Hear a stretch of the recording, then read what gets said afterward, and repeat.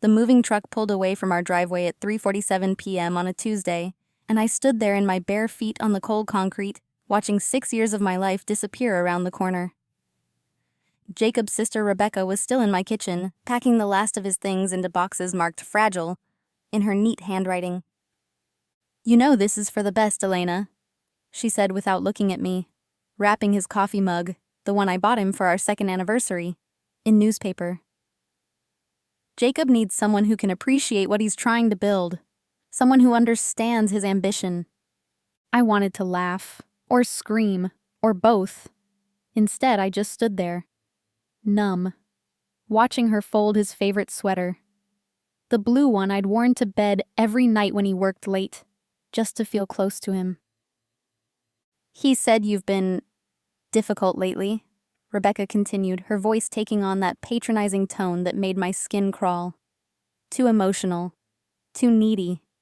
He needs stability, Elena. He needs someone who won't fall apart every time he's focused on work. Too emotional." The words hit me like a slap. For 6 years I'd swallowed every hurt, every disappointment, every moment when he chose his phone over my voice, his work over my touch, his dreams over our life together. I'd made myself smaller and smaller, quieter and quieter, until I was practically invisible in my own home. "I never fell apart," I whispered, but my voice was so broken that even I didn't believe it. Rebecca finally looked at me, and I saw it. That look I'd been getting from everyone for weeks. Pity mixed with judgment. Like I was a fragile thing that had finally shattered, right on schedule. "Elena, honey," she said, and I hated how gentle her voice became. "We all saw how you got whenever Jacob had to work late. The tears, the accusations. It was exhausting for him." Tears? Accusations? I thought about all those nights I'd set dinner aside, keeping it warm for hours until I finally ate alone and put his portion in the fridge. I thought about the birthday plans I'd canceled when he got pulled into last-minute meetings. The anniversary dinner where he spent the entire evening on his phone, and I just sat there, smiling, pretending it didn't matter. The one time, I'd asked him if we could have one evening a week that was just ours. He'd looked at me like I'd asked him to quit his job. "I just want to feel like I matter to you," I'd said that night, my voice barely above a whisper. And he'd sighed. Actually sighed. Like loving me was this enormous burden he'd been carrying. "Elena, you're being dramatic again." Dramatic.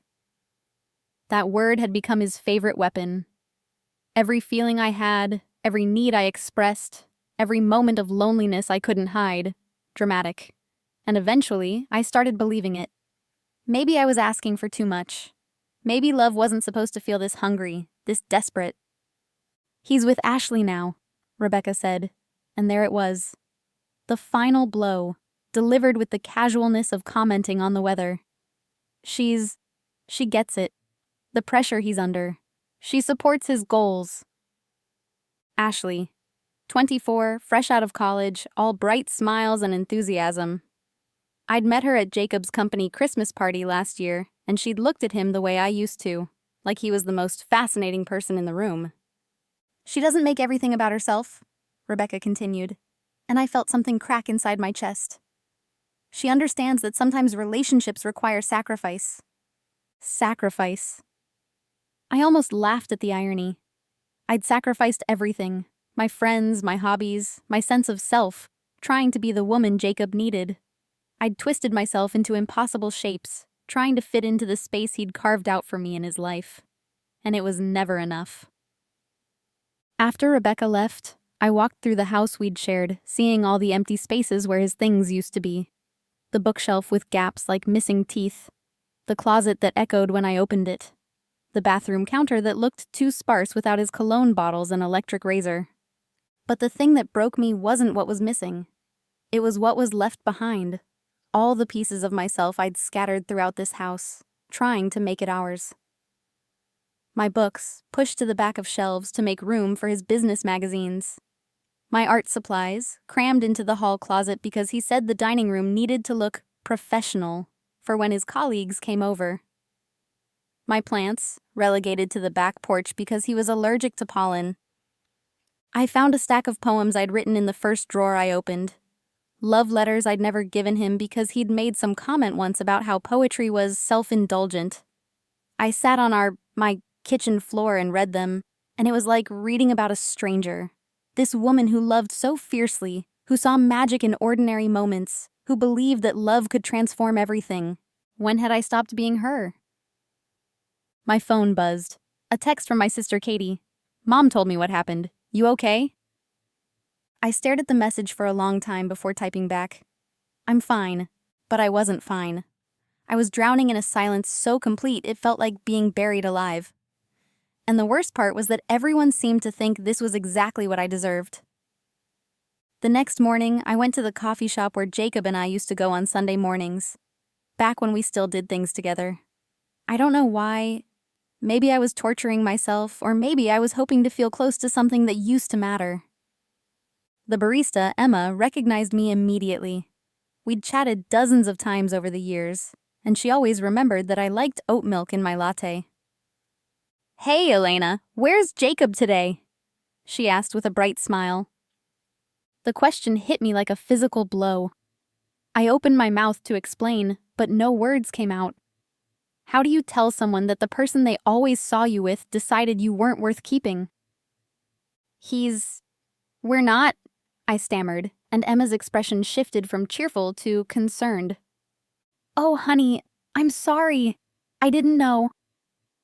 I managed to order my coffee and found a table in the corner, the same one where Jacob used to sit with his laptop while I read beside him. Except he was never really beside me, was he? He was always somewhere else, always reaching for something just out of my grasp. A woman at the next table was having coffee with her husband, and I couldn't help but watch them. The way he looked at her when she talked. The way he reached across the table to touch her hand. The way they both laughed at something she said. I tried to remember the last time Jacob had really looked at me. Not the distracted glances while scrolling through his phone. Not the quick kisses goodbye before rushing off to work. Really looked at me. Like I was someone worth seeing. I couldn't remember. That's when it hit me. The full weight of what I'd lost. Not just Jacob, but myself. I'd disappeared so gradually that I hadn't even noticed. I'd become background music in my own life, and now that the song was over, I realized I couldn't even remember the melody. My phone rang. My mom. Elena, sweetheart, Katie told me what happened. Are you eating? Are you sleeping? Do you need me to come over? I'm okay, Mom, really. You don't sound okay. You sound hollow. Hollow. Yes, that was exactly right. Like someone had scooped out everything that used to be me and left only the shell. Everyone's saying... Mom paused, choosing her words carefully. Well, people are talking. They're saying maybe this is for the best. That you and Jacob weren't compatible. There it was again. That careful, diplomatic way of saying it was my fault. That I was too much, too needy, too dramatic for a man like Jacob. Mom, can I ask you something? Of course, honey. When you and Dad were dating, did he ever make you feel like loving him was a mistake? The silence stretched so long I thought she'd hung up. Oh, Elena, she finally whispered. Oh, sweetheart, no, never. That night I did something I hadn't done in years. I pulled out my old journal, the one I'd stopped writing in because Jacob said keeping a diary was living in the past. And I wrote. Day 1 after. I keep waiting to feel relieved. Everyone says I should be. You're free now, Rebecca said. You can find someone who appreciates you. But how do you find someone who appreciates you when you can't remember who you are? I've been thinking about that poem I wrote 2 years ago, the one about becoming translucent. I thought it was romantic at the time. The idea of loving someone so much you became see-through. Like light could pass right through you to reach them. Now I realize how terrifying that actually is. Jacob used to say I was dramatic, but I think the most dramatic thing I ever did was disappear. And the tragedy is, no one even noticed. As I closed the journal, I caught my reflection in the dark window. For just a moment, I didn't recognize the woman staring back at me. She looked like someone who'd been holding her breath for so long she'd forgotten how to exhale. Tomorrow, I decided, I would remember how to breathe. 3 weeks later, I was standing in the grocery store staring at a wall of pasta sauce when it happened. I'd been reaching for the marinara Jacob always insisted on, the expensive organic one he said was worth the investment, when my hand froze midair. I didn't even like marinara. It sounds stupid, but in that moment, surrounded by fluorescent lights and the hum of freezers, I had what could only be described as a revelation. I liked puttanesca. I'd always liked puttanesca, with its bold flavors and unapologetic intensity, but Jacob said it was too aggressive for his sensitive stomach. I grabbed 3 jars of puttanesca and laughed out loud, right there in aisle 7.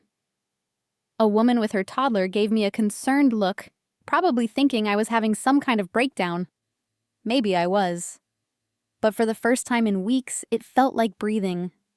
That's how the rediscovery began, in tiny rebellions scattered throughout my days. I bought flowers for myself, the wildly colorful ones Jacob said looked chaotic in our neutral-toned living room. I played music while I cooked, singing along badly to songs he'd always skipped because they were too emotional. I painted my nails burgundy, a color he'd once said made my hands look severe. Each small choice felt like finding a piece of myself I'd buried so deep I'd forgotten it existed. But the real turning point came when my college roommate, Mia, showed up at my door unannounced on a Thursday evening. I hadn't seen her in almost 2 years, another casualty of my relationship with Jacob, who'd always found reasons why I couldn't maintain friendships that distracted from our future together. "Jesus, Elena," she said, pushing past me into the house. "You look like a ghost." "Thanks. That's exactly what every girl wants to hear." "I'm serious." She turned to face me, and I saw something in her eyes I hadn't seen in so long I'd forgotten what it felt like. She was really looking at me. Not through me. Not past me, but at me. "When's the last time you ate a real meal? When's the last time you did something just because it made you happy?" I opened my mouth to answer and realized I couldn't. Not honestly. Mia had always been the kind of friend who could see straight through bullshit. In college, when I dated that guy who made me feel guilty for wanting to study art instead of something practical, she'd been the one to tell me I was dimming my own light to make him feel brighter. I should have listened then. I should have remembered that lesson. "I brought wine," she said, producing a bottle from her oversized bag. "And I cleared my weekend schedule. We're going to remember who Elena is. Mia, you don't have to—" "Stop." She held up her hand. "Stop apologizing for existing. Stop making yourself smaller. I've watched you do it for years, and I'm done being polite about it." That night, we drank wine and looked through old photo albums Mia had brought from her apartment, pictures from college I'd forgotten existed. There I was at 21, paint-stained and laughing, surrounded by canvases I'd created during my abstract expressionism phase. There I was at a poetry reading, confidently sharing work that made people cry. There I was dancing at a friend's wedding, wild and free and utterly unself-conscious. "Who is this person?" I whispered, touching the photo of myself at the poetry reading. "That's Elena," Mia said simply. "That's who you were before you started believing you needed to be someone else to deserve love." The words hit me like cold water. Because she was right. Somewhere along the way, I'd started believing that love was something I had to earn by becoming perfect, by eliminating every sharp edge, every inconvenient need, every part of myself that might be too much for someone else to handle. "He never asked you to change," Mia continued, reading my thoughts. "But he never asked you to stay yourself either, did he? He just let you disappear. And that might be worse." That weekend, Mia helped me do something I hadn't done in years. I cleaned out my closet, not the practical cleaning Jacob had always encouraged, where I got rid of anything impractical or inappropriate for a woman my age. This was different. This was reclaiming. I found dresses I'd hidden in the back because Jacob said they were too attention-seeking. Jewelry I'd stopped wearing because he preferred me natural. Books of poetry I'd boxed up because he said reading too much poetry made people overly sentimental. "Try this on," Mia said, holding up a deep emerald dress I'd bought for a gallery opening 3 years ago but never worn because Jacob said it made me look like I was trying too hard. When I put it on, I barely recognized myself in the mirror. Not because I looked different, but because I looked like me. The me I'd been before I learned to apologize for taking up space. "We're going out," Mia announced. "Right now. Tonight."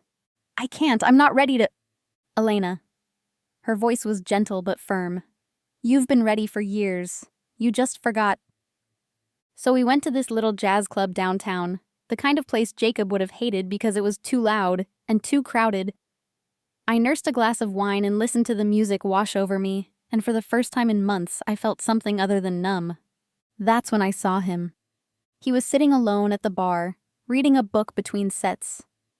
Actually reading, not just pretending to look intellectual. When the lights dimmed for the next performance, he closed the book carefully and gave his full attention to the musicians. There was something about the way he listened, completely present, like the music mattered to him. "Go talk to him," Mia whispered. "Absolutely not!" "Why? Because Jacob wouldn't have approved." The question stopped me cold. Because she was right. Jacob would have found a dozen reasons why I shouldn't approach a stranger, shouldn't put myself out there, shouldn't risk looking foolish or desperate, or any of the 100 things he'd trained me to fear. But Jacob wasn't here anymore, and for the first time that felt like freedom instead of abandonment. I walked over to the bar on shaking legs, my heart hammering against my ribs. "Good choice," I said, nodding at his book, a collection of essays by Joan Didion. He looked up, and I was struck by his eyes.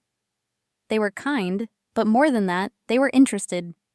Like he actually wanted to hear what I had to say. "She has this way of making you feel less alone with your thoughts," he said. "I'm Daniel, by the way." "Elena." "Elena." He said my name like he was tasting it, seeing how it felt. "Are you here alone?" "With a friend. She's trying to remind me how to be a person again." The honesty surprised me. I hadn't meant to be so direct, so vulnerable with a complete stranger. But something about the way he listened made me feel safe enough to tell the truth. "How's that going?" he asked. I looked around the room, at the musicians pouring their souls into their instruments, at the couples holding hands without having to think about it, at Mia watching me with pride from our table. "Better than expected," I said. We talked until the club closed, about books and music and the way rain sounds different on various surfaces, about art and the fear of creating something that might not be perfect, about the difference between being alone and being lonely. He didn't ask about my past, didn't probe for the story behind my earlier comment about learning to be a person again. He just talked to me like I was someone worth knowing, right here, right now. When the evening ended, he asked for my number, and I gave it to him without the internal debate that would have consumed me for days just a month ago. "I'd like to see you again," he said as we stood outside the club, the city lights reflected in his glasses. I'd like that too. Walking back to Mia's car, I felt different. Not healed. That would take time. But awakened. Like I'd been sleepwalking through my own life and suddenly remembered how to feel the ground beneath my feet. "So?" Mia asked, barely containing her excitement. "So, I think I remember something." "What?" I thought about Daniel's laugh, the way he'd leaned in when I talked, the fact that he'd read Joan Didion and understood why that mattered. I thought about the emerald dress and the puttanesca sauce and the burgundy nail polish. I thought about all the small rebellions that were slowly adding up to something bigger. "I remember that I used to be interesting," I said finally, before I decided that being easy to love was more important than being worth loving. Mia smiled, and in that smile, I saw my future. Not the one I'd planned with Jacob, built on compromise and self-erasure, but something else entirely. Something that belonged completely to me. That night, I wrote in my journal again. Day 23 after. Today, I bought flowers for myself and talked to a stranger and wore a dress that makes me feel like I could conquer the world. Small things, but they feel revolutionary. I keep thinking about what Mia said, that Jacob never asked me to change, but he never asked me to stay myself either.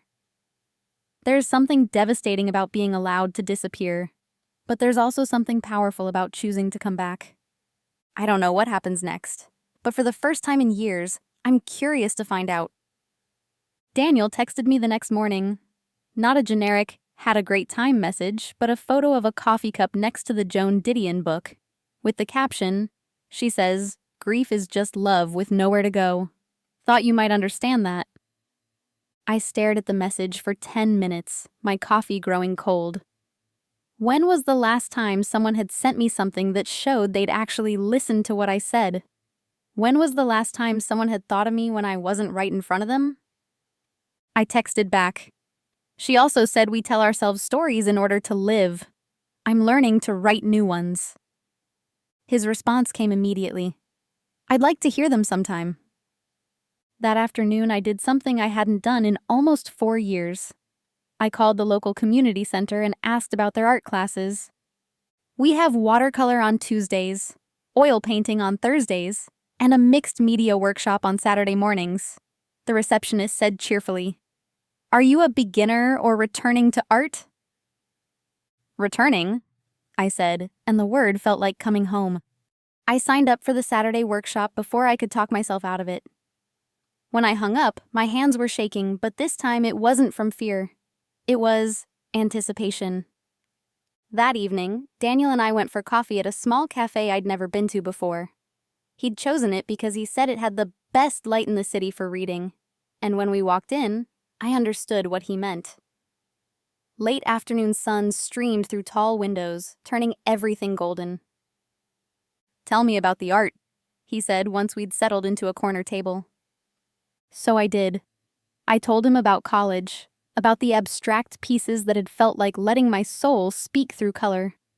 I told him about the poetry readings, about the way words could crack open a room full of strangers and make them feel less alone. I told him about the gradual silencing, the way I'd convinced myself that creative pursuits were selfish indulgences when there were real priorities to focus on. What changed? He asked. What made you stop? I stirred my latte, watching the foam swirl. I fell in love with someone who needed me to be smaller. And I loved him so much I forgot that making myself smaller wasn't the same as making room for him. Daniel was quiet for a moment, processing. That must have been lonely, he said finally. Being unseen by the person who was supposed to see you most clearly. The gentleness in his voice almost broke me, because yes, that was exactly what it had been. Lonely in the most profound way, lonely while lying next to someone every night. The weird thing is, I continued, I don't think he meant to make me disappear. I don't think he even noticed it happening, and somehow that makes it worse. Because intentional cruelty you can fight against, Daniel said. But indifference, that just erodes you slowly. I looked at him across the table, this man who seemed to understand things I'd never been able to articulate, and felt something shift inside my chest. Not the desperate, hungry love I'd felt for Jacob, the kind that feeds on crumbs and calls it a feast. This was different, calmer, like recognition. We walked through the city after coffee, talking about everything and nothing. He told me about his job as a librarian, about how he'd chosen books over people for most of his adult life because books never disappointed you the way humans could. I told him about my work at the marketing firm, how I'd ended up in a career that felt like wearing someone else's clothes every day. What would you do if you could do anything? He asked as we stopped in front of a gallery window. I used to know, I said, looking at the paintings displayed inside. I used to have so many ideas I couldn't sleep at night. Now I feel like I'm waking up from a very long dream, and I can't quite remember what I was dreaming about. Maybe that's okay for now, he said. Maybe you don't have to know. Maybe you just have to start. On Saturday, I walked into the art studio with sweaty palms and a racing heart.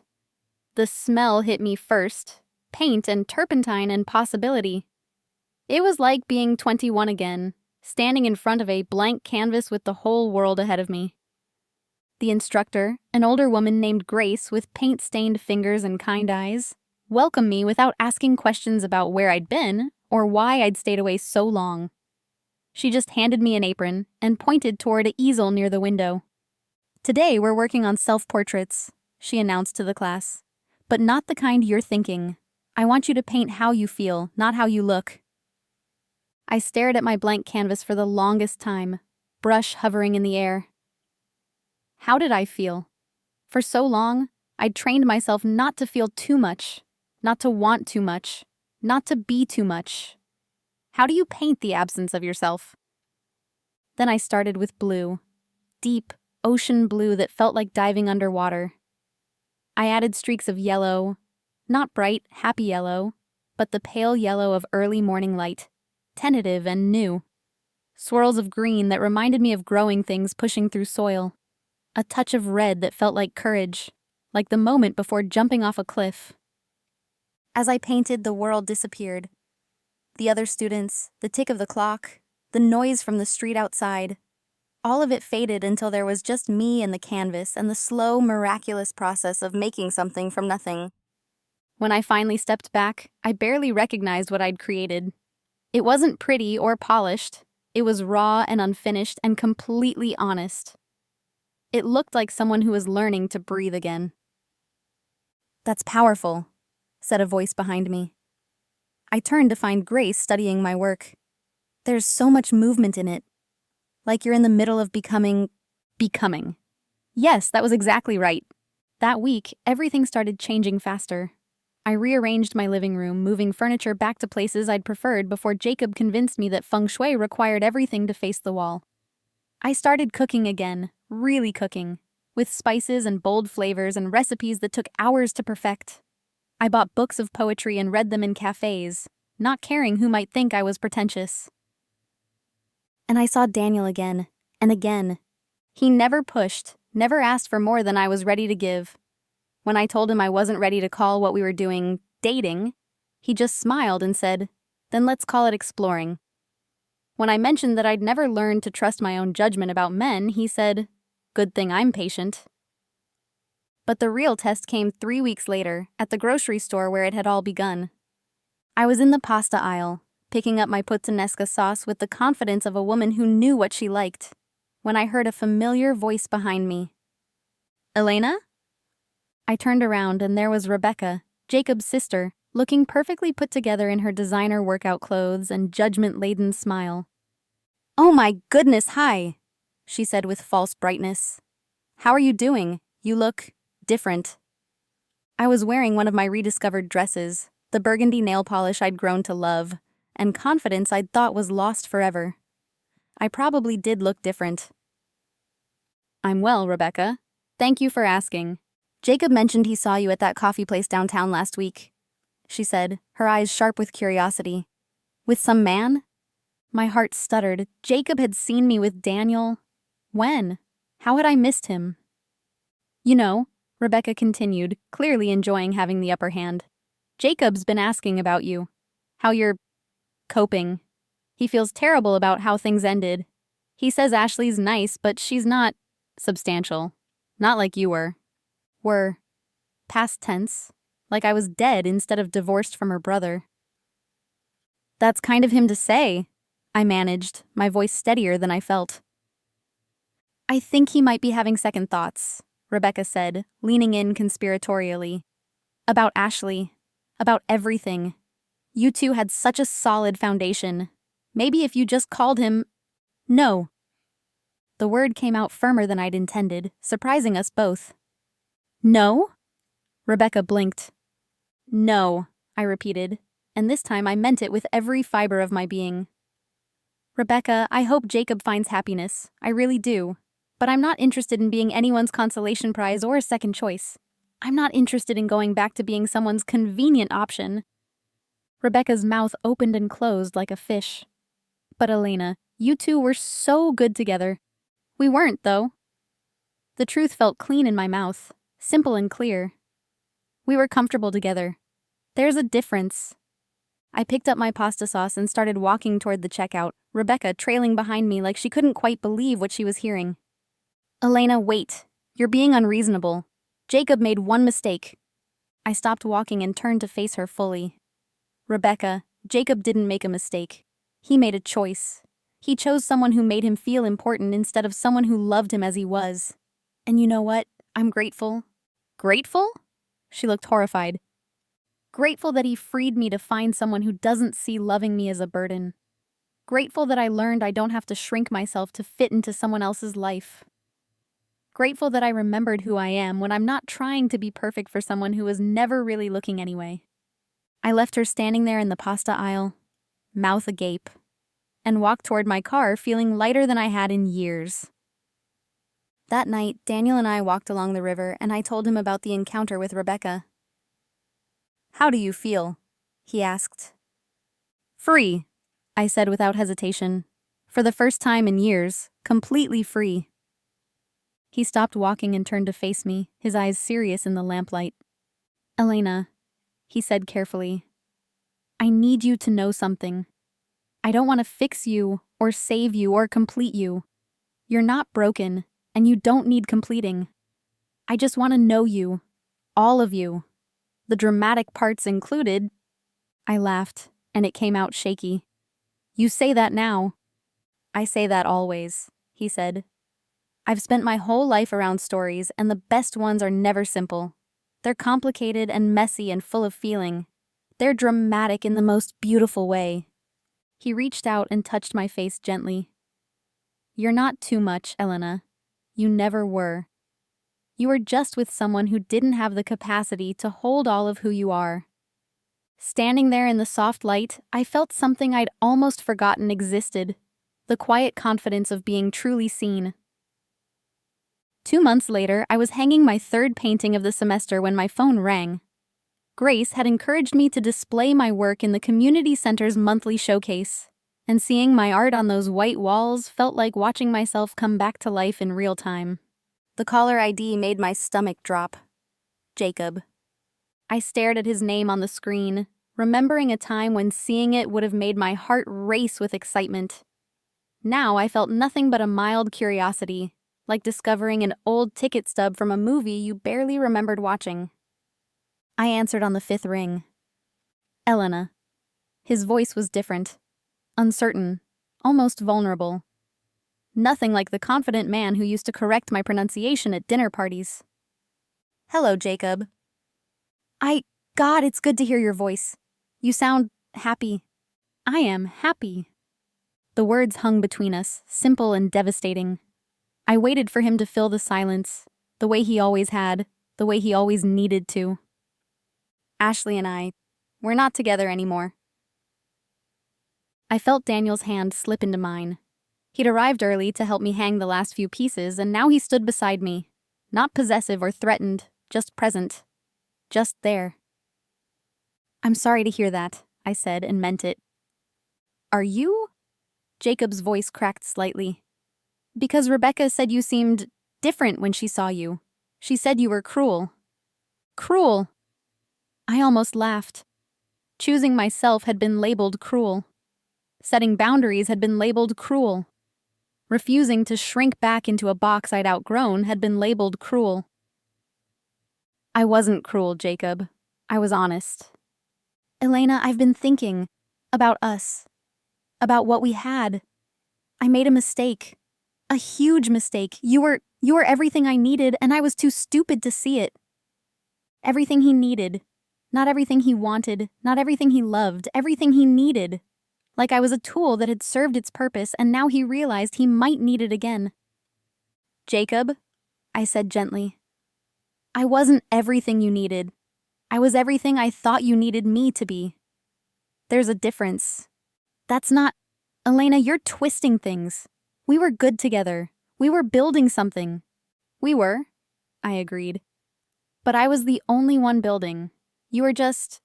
watching." Daniel squeezed my hand and I looked up at him. His eyes were kind but not pitying, proud but not possessive. He mouthed, "You've got this," and stepped back to give me space, trusting me to handle my own past. I want to see you, Jacob said, desperation creeping into his voice. I want to talk, really talk, about the future, about what we could be if we tried again. Jacob. I looked around the room at my paintings.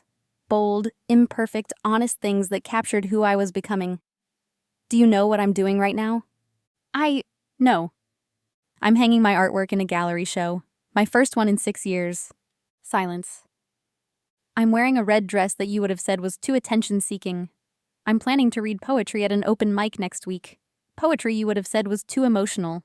I'm living in a house full of plants and color and music that's too loud and food that's too spicy and feelings that are too big.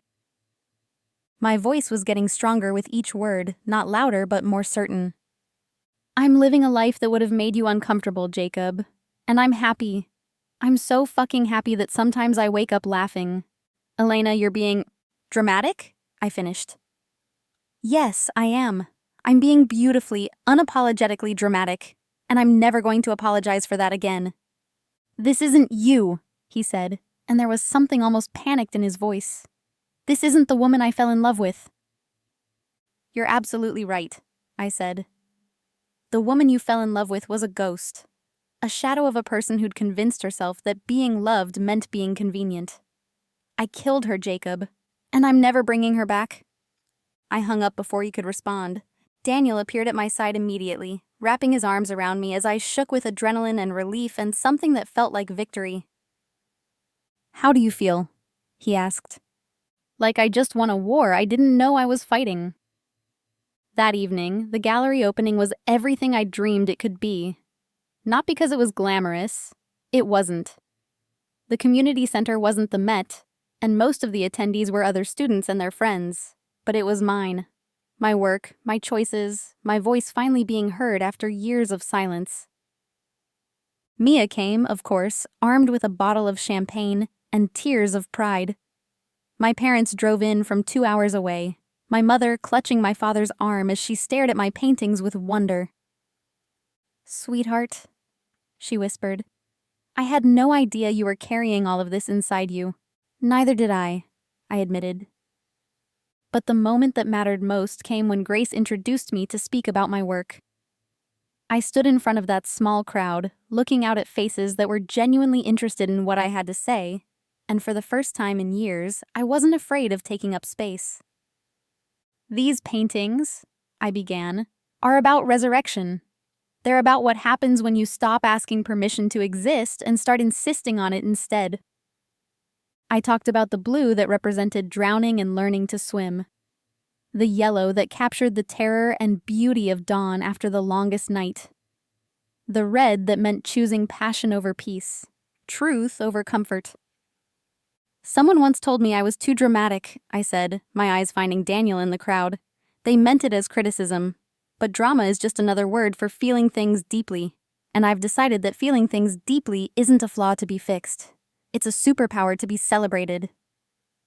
The applause was warm and genuine, but more than that, it was recognition. These people saw me. Not the me I thought they wanted to see, but the me I actually was. After the event, as we were cleaning up, Grace pulled me aside. Elena, I have a proposition for you, she said. I've been invited to curate a show at the Downtown Gallery next spring, emerging artists who are redefining themselves. I'd like you to be part of it. My hands went numb. The Downtown Gallery was where real artists showed their work, where careers were made. I don't know if I'm ready for something that big, I stammered. Honey, Grace said with a smile, you've been ready for years. You just forgot how to believe in yourself. But believing and being ready aren't the same thing. You're ready. The question is whether you're willing to be seen. Willing to be seen. After spending so many years trying to be invisible, the idea was terrifying and thrilling in equal measure. Yes, I said, surprising myself. Yes, I want to be seen. 6 months later, I stood in that downtown gallery, surrounded by 12 of my paintings and a crowd of strangers who'd come to see my work. The local art critic had written a review calling my pieces raw, honest, and deeply moving, the work of an artist who isn't afraid to bleed on canvas. Jacob came to the opening. I saw him standing near the back. looking lost and smaller than I remembered. He wasn't with anyone, and there was something almost fragile about the way he held himself, like he was afraid of taking up too much space. Our eyes met across the room, and I felt nothing. No anger, no sadness, no longing. Just a quiet recognition of who we'd both been and who we'd both become. He made his way over to me slowly, stopping in front of one of my paintings, the one I'd titled Learning to Breathe. "It's beautiful," he said quietly. "They all are. I never knew you could do this." "I always could," I replied. "You just never asked." He nodded, accepting the truth of it. "I heard you're seeing someone. The librarian." "I am. Are you happy?" I looked across the room to where Daniel was talking with Mia and my parents, gesturing animatedly about something that was making them all laugh. He caught my eye and smiled, not possessively but warmly, like he was simply glad I existed in the world. "I'm happy," I said, "but not because of him, because of me, because I finally learned the difference between being loved and being seen." Jacob was quiet for a long moment. "I'm sorry," he said finally, "for not seeing you, for letting you disappear, for making you think that loving me meant erasing yourself." "I know you are," I said, "and I forgive you. But more importantly, I forgive myself for believing that being easy to love was more important than being worth loving." He left shortly after that, and I watched him go without sadness. He looked like a man carrying the weight of his own choices, and I hoped he'd learn to forgive himself too. But that was his journey now, not mine. Later that night, Daniel and I walked along the same river where he'd first told me I wasn't too much. The gallery opening had been a success beyond my wildest dreams. 3 paintings sold, 5 commissions requested, and an invitation to show at another gallery in the fall. "So," Daniel said, swinging our joined hands between us, "how does it feel to be Elena Martinez, rising star of the art world?" "It feels like coming home," I said, "like I finally remembered my own name." He stopped walking and turned to face me, his expression serious in the moonlight. "Elena," he said, "I need to tell you something." My heart skipped, but not with fear, with anticipation. "I love you," he said simply. "Not the version of you that you think I want to see. Not the you that tries to make everyone comfortable. I love the you that takes up space and feels things deeply and creates beauty from pain. I love your drama and your passion and the way you see the world like it's all poetry waiting to be written." I started crying then, but they were good tears, clean tears, the kind that wash you instead of drowning you. "I love you too," I whispered. "And I love that you love the real me, even the parts that are inconvenient and complicated and too much. Especially those parts," he said, kissing me softly. "Those are the best parts." As we walked home together, I thought about the woman I'd been 2 years ago. Invisible, apologetic, convinced that love meant making herself smaller. She felt like a character from a story I'd read long ago, someone I'd known but never really been. And I thought about the woman I was now, bold, complicated, unafraid to take up space. An artist, a lover, a person who knew the difference between being dramatic and being alive. I was everything Jacob had once called me: emotional, attention-seeking, too much. And I had never been more proud of anything in my life. The woman he'd left behind was gone forever. In her place stood someone infinitely more dangerous. A woman who knew her own worth. And that, I realized, was exactly who I was meant to be all along.